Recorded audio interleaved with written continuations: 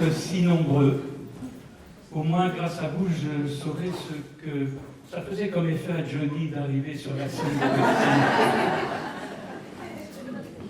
J'attendais un tout petit peu parce que ma mère de 95 ans qui vient à pied de Bruxelles a un peu de retard.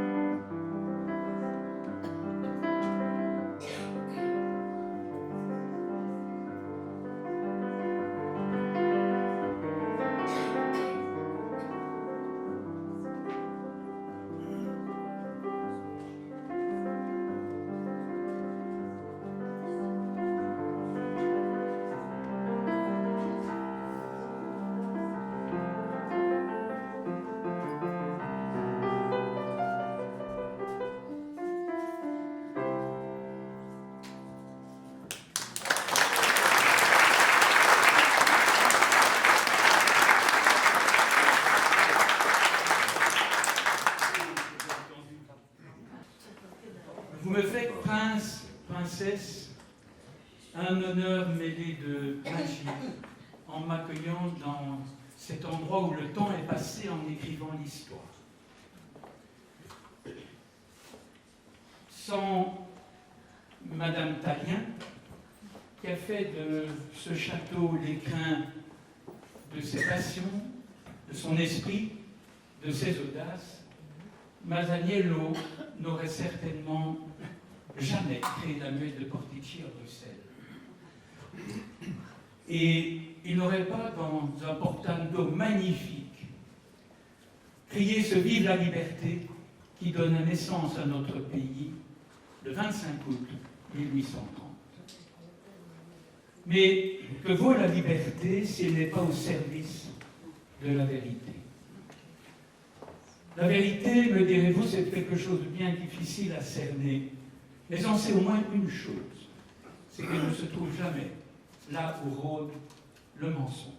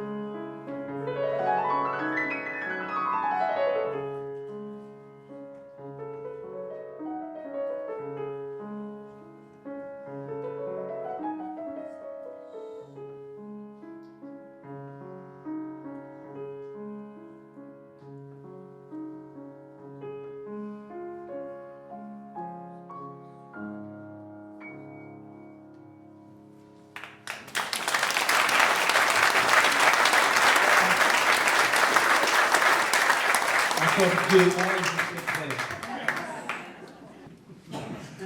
Certains virus, pour des raisons complexes, restent stables, en sorte qu'ils induisent une immunité quasi définitive. On ne fait qu'une fois la rougeole. Voici le SARS-CoV-2, un coronavirus, c'est-à-dire un virus à couronne. Ces virus sont les champions de la mutation. Le SARS-CoV-2 compte plus de 100 000 mutations nucléotidiques depuis son apparition. Le principe même d'un vaccin était donc une idée chimérique et on le savait. Annoncer 95% d'efficacité n'était pas une erreur d'appréciation, mais un horrible mensonge. Le vaccin produit effectivement des anticorps qui sont totalement efficaces, mais qui sont efficaces sur la souche pour laquelle il a été conçu. Lui demander de vous protéger contre les variants actuels, c'est demander à un policier de retrouver un disparu en lui montrant la photo de son père.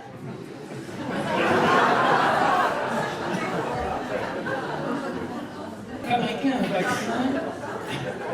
un vaccin impose de sélectionner une partie de virus qui est incapable de provoquer la maladie, mais qui sera reconnue par les anticorps et vous protégera d'une infection future.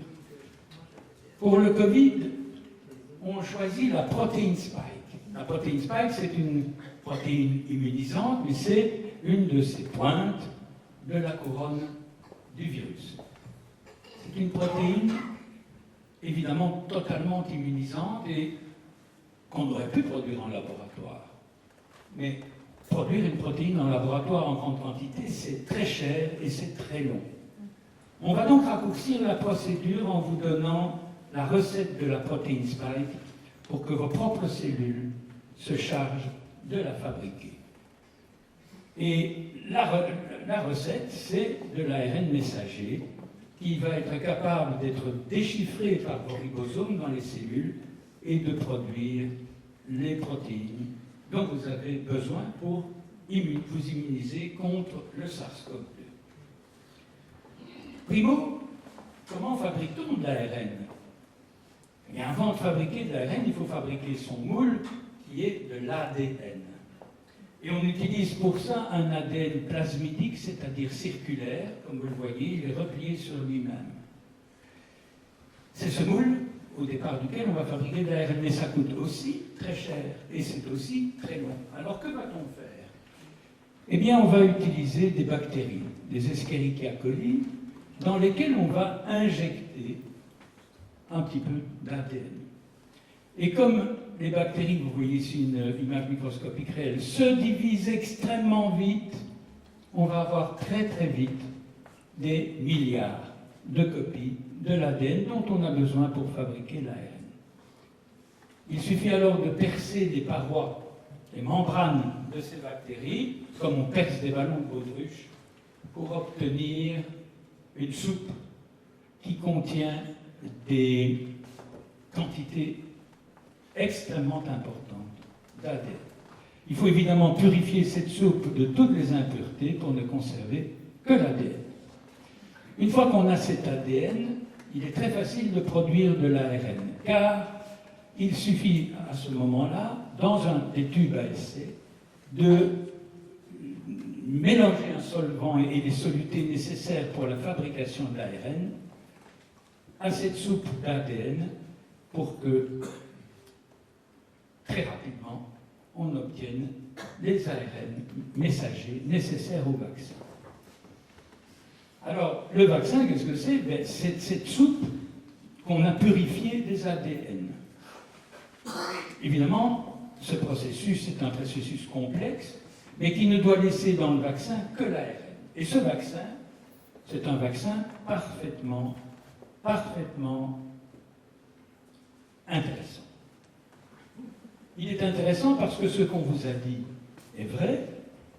L'ARN messager disparaît en 2-3 jours.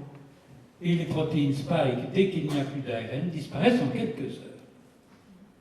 Donc, le principe était assez génial. Mais le problème, c'est que de nombreux lots de vaccins contiennent encore des résidus d'ADN.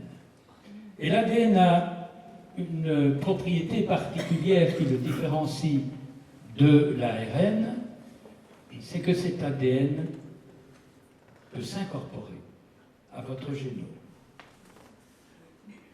Un vaccin, d'accord, mais le vaccin qu'on vous a produit, dans certains lots en tout cas, contenait, vous voyez ici une étude qui a été faite en Allemagne à l'université de Leipzig, contenait des contaminations de DNA plus de 100 fois supérieures à la norme maximale admissible. Ces vaccins font de vous des OGM. Ces vaccins font de vous des OGM parce que s'ils s'implantent dans votre patrimoine génétique, vous devenez des usines à spike.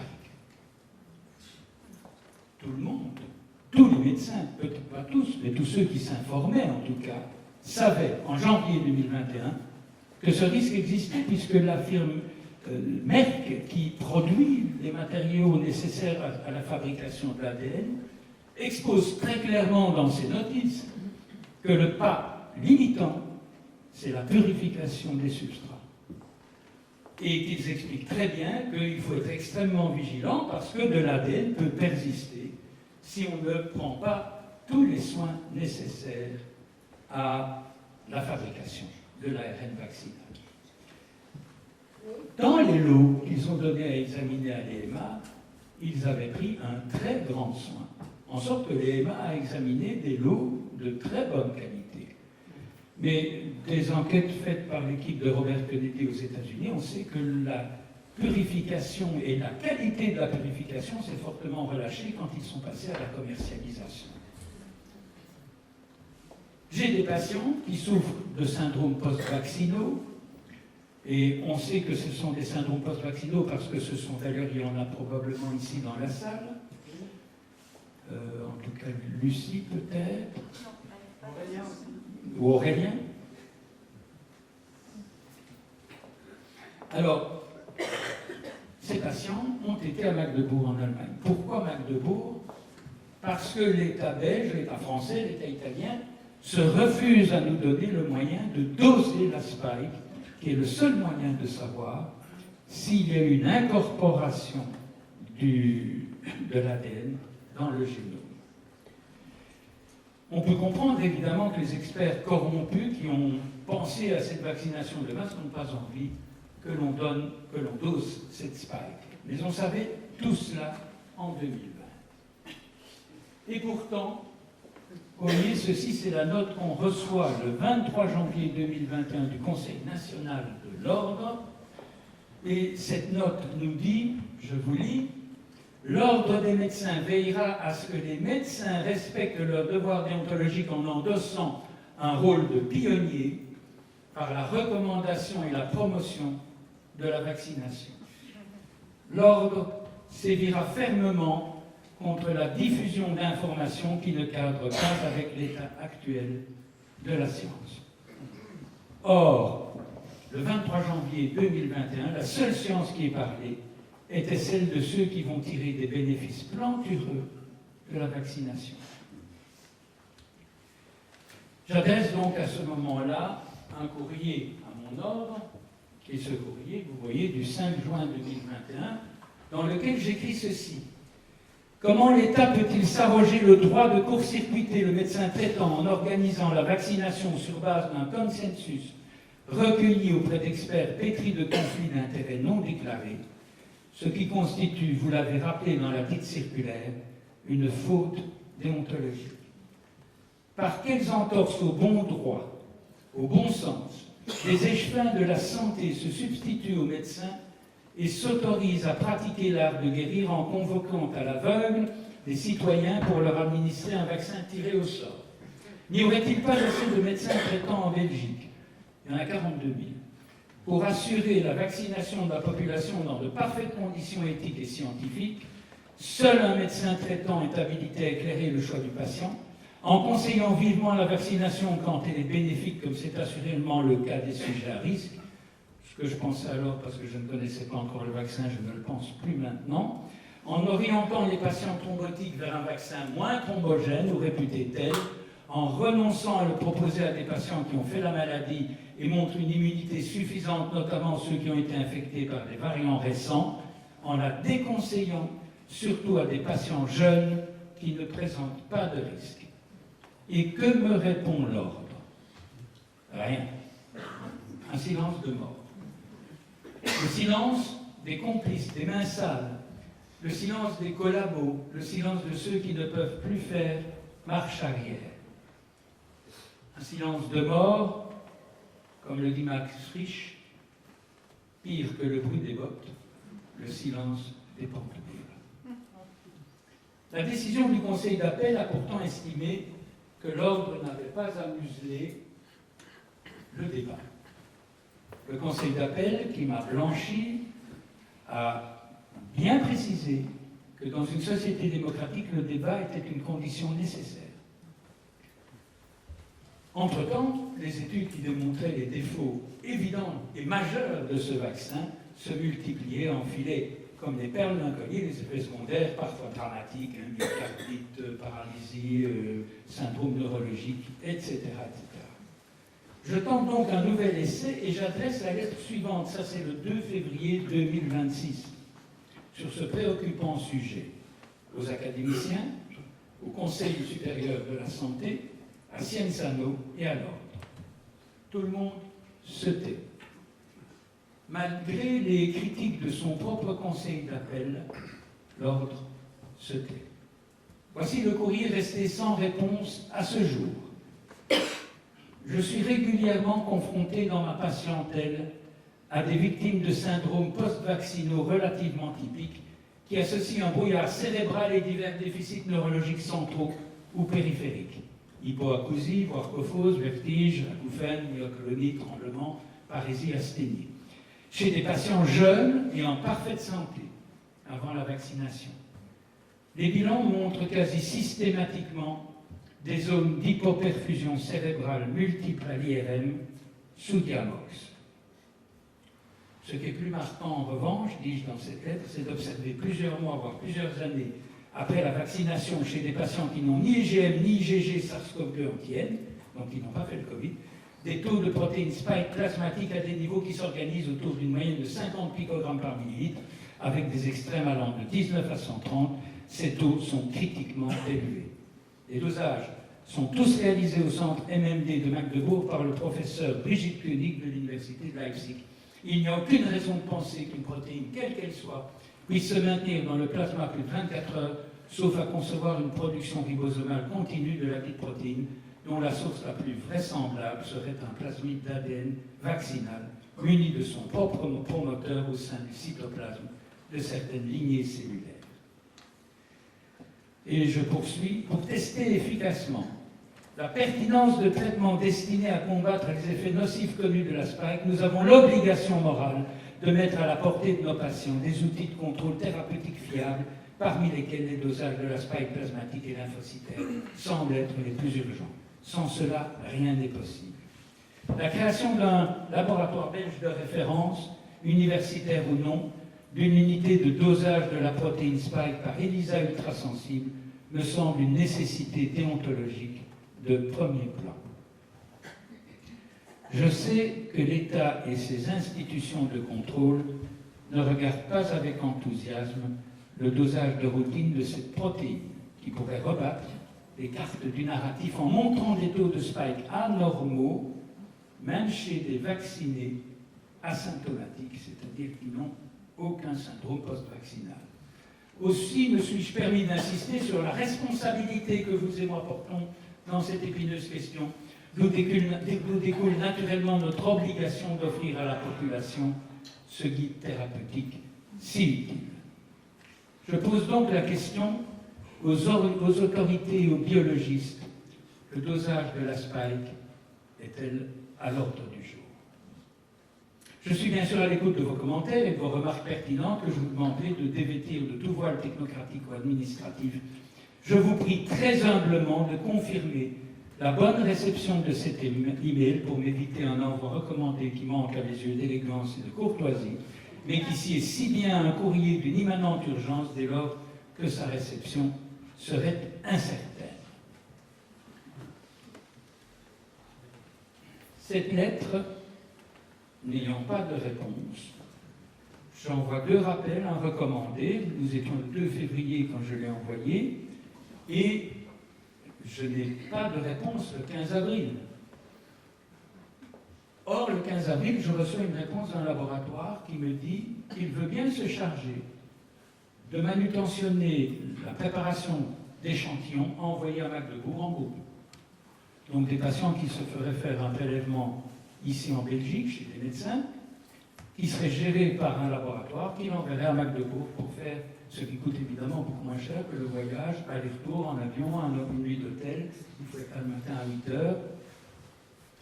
Donc le lendemain, je réadresse un courrier alors au président de l'ordre, et c'est le suivant: à la suite de mes différents courriers relatifs au dosage de la protéine Spike restés sans réponse, c'est une habitude à l'ordre des médecins, j'envisage d'envoyer par DHL des échantillons de sang de mes patients au laboratoire MMD du professeur Koenig à Magdebourg, en Allemagne, pour y faire procéder au dosage indispensable au follow-up des syndromes post-vaccinaux. J'ai réglé les problèmes liés à la logistique. Je suppose que rien ne s'oppose à faire procéder à des analyses à l'étranger. Vu l'urgence, et je mets ça en gras, je considère qu'une absence de réponse sous quinzaine vaut accord de votre part sur le plan déontologique, ce dont je ne doute pas. Mais le temps presse pour mes patients. Les rendez-vous de prélèvement sont déjà pris au début du mois de mai. Je vous prie d'agréer, Monsieur le Président, patati patata. Eh bien, croyez-moi si vous voulez, l'ordre a répondu. Il n'y voyait aucun inconvénient. Ça veut dire quoi? Ça veut dire que quelque part, ne croyez pas que l'ordre fasse son mea culpa. L'ordre n'est pas du tout le bouclier des pauvres et des faibles. L'ordre n'est plus le gardien de l'éthique.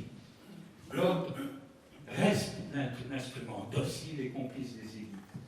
Mais quelque part, chaque jour, l'ordre sent que des médecins intègres qui se sont tus parce qu'ils avaient peur rejoignent cette armée désarmée qui marche sans répit avec la vérité comme épée, la patience comme cuirasse et la volonté comme drapeau.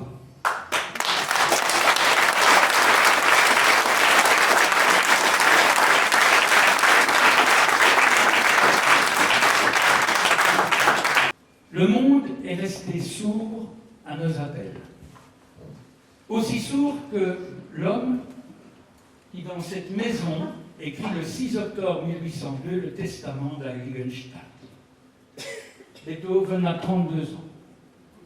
Une analyse récente de ses cheveux montre que cette surdité fut la conséquence indirecte de l'extrait de Saturne que lui avait prescrit le docteur Malfatti pour des troubles digestifs mineurs et qui, contrairement à l'hydroxychloroquine ou à l'ivermectine, n'est pas du tout inoffensif. Le plomb que contient ce remède, prescrit pour des troubles digestifs mineurs, a précipité la surdité de Beethoven. Voici ce qu'il écrit dans ce testament, et je vous lis la traduction en français.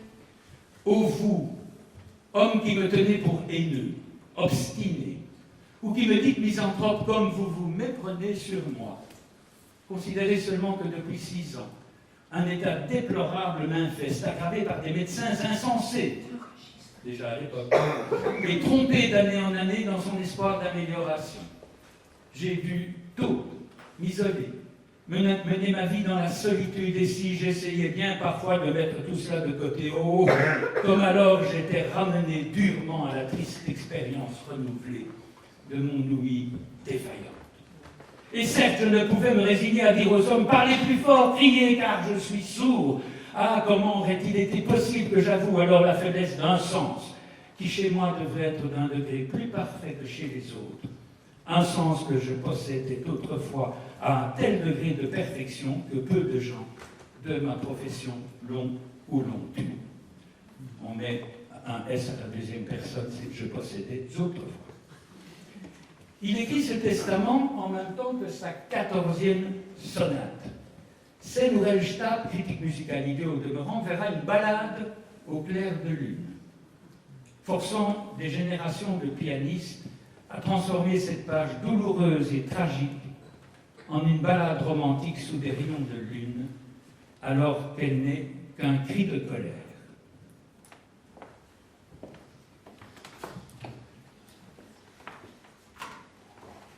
Rassurez-vous, je ne jouerai que le premier mouvement.